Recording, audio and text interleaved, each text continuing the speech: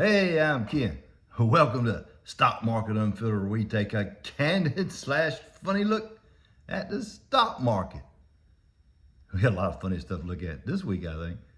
Try to be somewhat educational and entertaining. So, happy Saturday. Yeah, I know the date. It's October 5th. Every day is Saturday. This actually is Saturday for me. It really is a real Saturday. And this week, we're going to start with my little pictures. This thing right here, right here at the top, this is a sloth. You know, they're always moving around slow and don't do much. And this is a giraffe. He's tall, really tall. And I got him green, or actually my granddaughter drew this, and I had to pay for this picture too. I've had this up here before. The giraffe is when the stock market's up, and my little sloth here is when the stock market is down. But when both of them are going up and down, I use the same picture because it's been that type of week. My little dog, yeah, he's got a laugh out of it this week. Okay. And then, you know, his little monkey.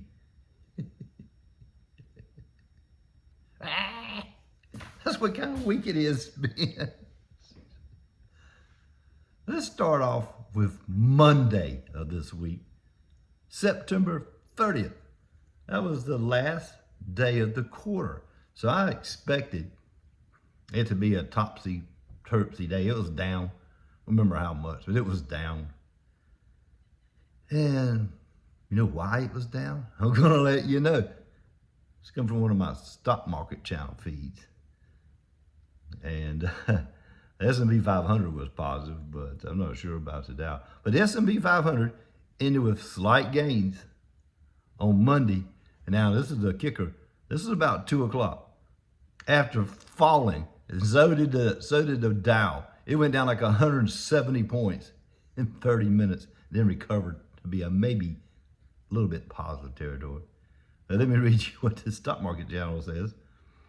It says that the reason all that stuff went down, the Dow, the NASDAQ, and S&P 500, the Federal Reserve Chairman, which is Jerome Powell, said the U.S. Central Bank was not in a big hurry to lower interest rates. Analysts didn't like that. He's not in a big hurry. Okay. And he sees 2 more rate cuts for the years. And they're only going to meet like 2 more times anyway. So that would be probably, they meet every 6 weeks. They might meet 3 weeks. We're in October. Yeah, it'll be about December might be the last meeting. But at any rate, not in a hurry to lower interest rates, and sees 2 more cuts totaling 50 basis points this year as a baseline. Here's that word, if the economy evolves as expected. They don't tell you how they expect it to evolve. But that if, that's that word I said, when people say, if this happens, if that happens, if this happens. I mean, you can't say this will happen because you use the word if, could, would, should.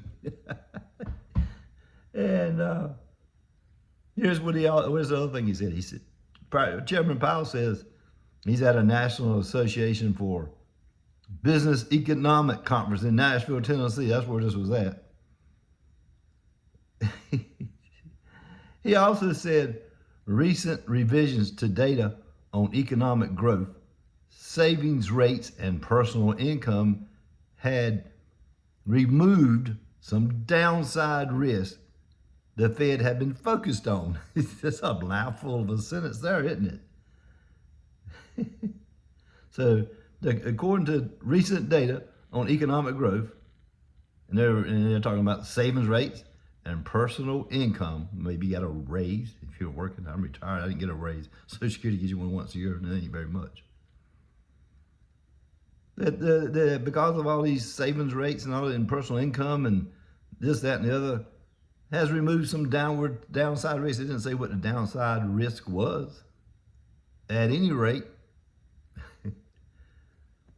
the stock market, or the Dow, well, it was plunged 170 points, and at the end of the day, it was about even, a little bit ahead. And here I'm going to go back and talk about being emotional as opposed to logic. if he was emotional at 2 o'clock, our team made that announcement and sold a bunch of stuff between 2 o'clock and 2:30 because he said, this is terrible. It went right back up. Shouldn't have sold it. I call that news of the day. Never react on news of the day or news of your specific company unless it's detrimental, like Spirit Airlines. They're thinking about, I don't know if you're familiar with it, I don't really talk about airlines much, but JetBlue wanted to merge or buy out Spirit Airlines. It didn't get approved. So now JetBlue's okay, and Spirit's decided that they don't know if they can make it and may be declaring bankruptcy. And their stock's $1.60. And that was a big loss. I forgot what it was up to, 25, 30. It's $1.62. So do not buy Spirit Airlines. They're probably going to bankrupt.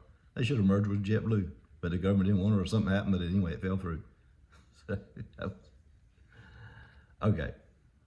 Then Monday night, this was the one I just told you about, Jerome Powell's Monday. Last day of the month, which is also the last day of the quarter. So a lot of hedge fund managers move things around to balance stuff out. They do it every quarter at the end of the quarter. So now we're in October. And then Monday night, we got bombarded with the news footage from Israel showing 180 some missiles, ballistic missiles, coming from Iran. Okay? So you need to understand how all this affects stuff, because we're not really talking about stocks today, individual stocks. We're talking about how the overall feeling of the market is, and you need to understand the overall feeling and what's going on. And in this case, oil stocks might be a good thing for you to hold on to right now. And I'll tell you why in just a minute. But Iran sent all these missiles. Most of them got knocked out of the sky. The U.S. is involved in this, knocking them out. They got the Iron Dome, which Israel calls it self-defense, and we got the Patriot missiles over there that we use to defend missile attacks in our own country. We got them all around the world. And it's kind of strange because as soon as Iran launched them missiles, we probably knew about it, and I say we as in the U.S. military, knew about it in about 10 seconds. They have satellites all over the world. They can detect a launch in just a matter of seconds. And I'm sure Israel was already aware these missiles were on the way. It ain't like they got surprised. They did get surprised, but it ain't like they got surprised 30 seconds before they hit. I'm sure the U.S. military was in the air shooting down missiles as they crossed countries. It takes them a while to get from Iran over to Israel, and they were already on satellite, and everybody already knew it in the military. So most of them did not hit Israel. And of course now, the next day, the stock market was down. S&P, NASDAQ, Dow. Why? Fears of a wider war.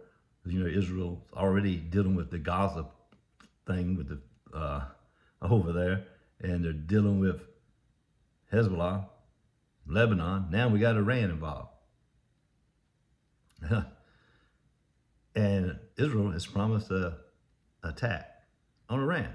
And Iran says if Israel attacks them and retaliates, it's going to be hell to pay, so to speak. Because Iran is real close to having a nuclear weapon, and they'd be crazy enough to set one off. Then that would be World War III, of course. So all of that chatter has the analysts all concerned about what's going to happen to oil prices. Because Israel's thinking about, okay, Iran gets a lot of money from oil. Let's hit their oil refineries.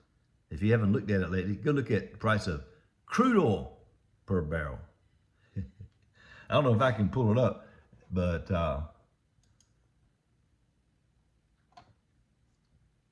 WTI, there's different measures to measure oil. It's like one of them is WTI fuel is Brent oil and Brent fuel. We'll go with this one. So it is pulling it up. U.S. oil WTI. Okay, it's at $74.45 a barrel. That's plus 74 cents. This is for Friday. Okay, or 1%.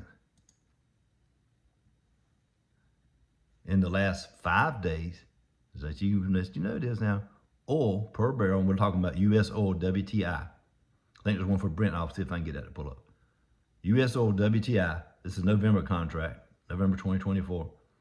Last 5 days, is plus $6.09 for a barrel of oil, or plus 8.91%. We're at 74.45. So when it was It's going up at least $6. So that was $68.45 Monday before, yeah, you got it, before those missiles attacked. And there's another one. I don't know if I'm going to be able to pull it up, but I'm going to try it. It's Brent. It's called Brent oil. These are all oil futures and things like that. U.S. oil Brent. And now this one, this is even worse. Not percentage-wise, really, but so far as the price of it. U.S. Brent oil, or UK oil Brent's what they call it, is $78.09 what it closed at Friday. So 47-cent gain, or plus 0.61%. And if you go through the last 5 days, it's plus $6.18, or plus 8.59% gain in the price of a barrel of crude oil. So expect that number to come up to some of the highest levels it's been in a while. And especially the last 5 days. 8.59% for UK oil Brent. And then the other one was $74. So be on the lookout for, the way I see it, oil price of gas going up. So that's another thing that scared the market Tuesday. Okay. So if you get emotionally attached to some of this stuff, you're going to be in big trouble. If you keep reacting to everything that is going on. And oil stocks, if you got oil stocks, I got some. They've done tremendously well over the last couple of days. I got a Canadian firm and some other ones, energy, but I'm not going to go into all that. I'll just go one that I don't have, that I can talk about. Don't say I have to disclose it's in my portfolio. This one's not in my portfolio. Exxon Mobil. Everybody's familiar. Exxon Mobil is the one that bought out PXD, my Pioneer Natural Resources. I made a bunch of money on. Exxon Mobil was $124.83 for one share. That's up $2.25 Friday, or 1.84%. And for the last 5 days, that's plus $9.50 for an 8.26% gain. So you get my drift? We got the U.S. Brent, or the U.S. oil, or WTI oil at 74. We got U.S. Brent, or UK Brent at 78. We got Exxon at 124. And every one of them are basically 8 to 9% higher than they were 5 days ago. And there's some other ones like Chevron, Conoco, Phillips 66, Suncor. You guys are probably familiar with all these.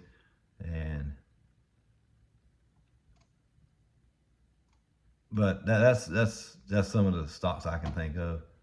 And we'll look at Chevron. I think it was maybe down. Because I can look at these because I don't own none of these stocks. Okay. Chevron's down a little bit. It was down 51 cents to $150.74. Past 5 days, it's up $5 basically, or 3.43%. That would be for Chevron. So,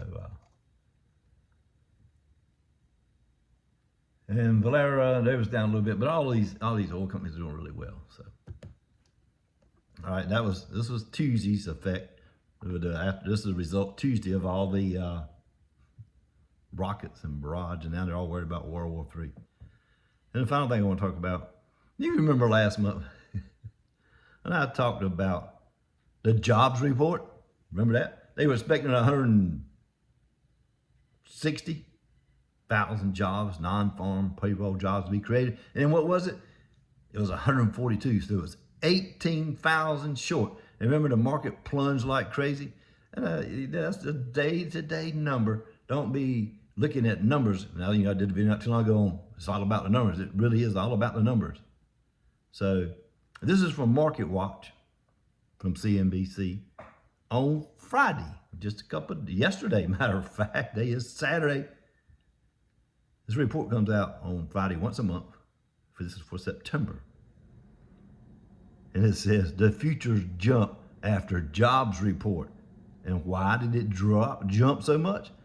The September non-farm payrolls was plus 254,000 new non-farm jobs created. 254,000. And guess what? They expected 150. That's 104,000 more than they expected. Oh, well, yeah, 250, it was 150. It's 100,000 more.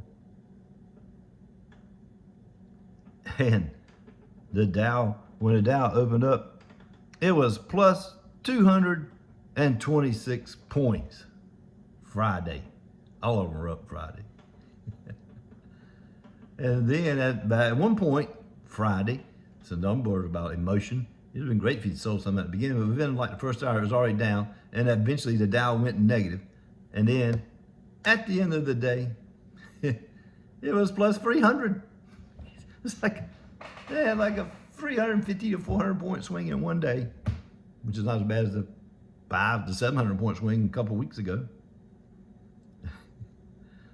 So yeah, you got to get out of being emotional. News of a stock can make it something go down. Something, if it doesn't even think, like Clorox with the cyber attack, the profits gonna be down. It took a great big hit, and now Clorox is way up there. And Clorox is pretty much recovered from $161.57. It's been over the last 5 days, it's down $1.45. That's no big, it's not a big deal. And then so far as Friday, just to give you an updated figure, the Dow was up 341 points. S&P 500 was up 51. NASDAQ up 220. But around, let's see, yeah, around 10:38, about an hour after the stock market opened, it was at the Dow was at 41,993. Let's just call it 42,000 to make it even. At the end of the day at 42,350. So that was a 350 point upswing from 10:30 to close. And before that, before it went down, it was at 42,280 before it hit that plunge at 10:38 or 10:30 and went down to basically 42,000. That's a 280 point drop from about 10 o'clock, 20 minutes later. It's just the way it is. But it ended on the high side. So don't get emotionally involved in that. And then, before I go, and since I am in my home state of North Carolina, y'all all familiar with the Hurricane Helene that it really devastated our mountains. I've seen, you guys probably don't see as much as I do, my local coverage. Other places I used to go visit, they're destroyed, all underwater. So if you want to help out, you can go online. I'm sure you can find out how to have ways to help Western North Carolina, South Carolina. They all were affected. North Carolina, South Carolina, even Florida, all those places. But I specifically want help for my fellow North Carolinians in the western part of the state. I know what you're going through. We've been through that here similarly here in the eastern part of the state, where we've had hurricanes that just tore stuff up, and tornadoes, floods. So I understand what they're going through. It's rough. Some of these people their schools haven't been out for 2 or 3 weeks, they think. There's still quite a few people without power, so keep that in your mind. And then on that note, he said I'm gonna do Modelo and Bud Light, maybe Miller Lite, and a couple more. As you see my hat here, I'm gonna give them. This is the Cardinal. It says Spirits and Everybody. I have permission from this management team from this particular bar, and it's a 30-minute drive from me, but that's okay, to do a video in the bar, and we can talk about. I'm gonna ask the bartenders if I can get them to come on. They might be shy and not come on, but I did a test video there a couple of days ago just to see how the sound was and make sure it's going to work out. I think we can make it work. And we're going to talk about Bud Light versus Modelo and what's number one at this particular location. And I'm not going to spill all the beans about it, but you just have to tune in and see, and we'll talk about beer. And if I'm at a bar, I got to drink a beer if I'm at the bar. Seems logical. You guys have a great Saturday. Appreciate you watching. Hit that subscribe button. I'd love to get all 13. That seems like an unlucky number, but that's okay. I do it for fun anyway. So do individual stocks every now and then and talk about, but this video is just about an overall market sentiment, basically. So stay the course, as I always say. If you have a good stock, stick with it. If you see a buying opportunity, go ahead and click that buy button on your local trading platform and get you a good deal. Again, thanks for watching, guys. Have a great day.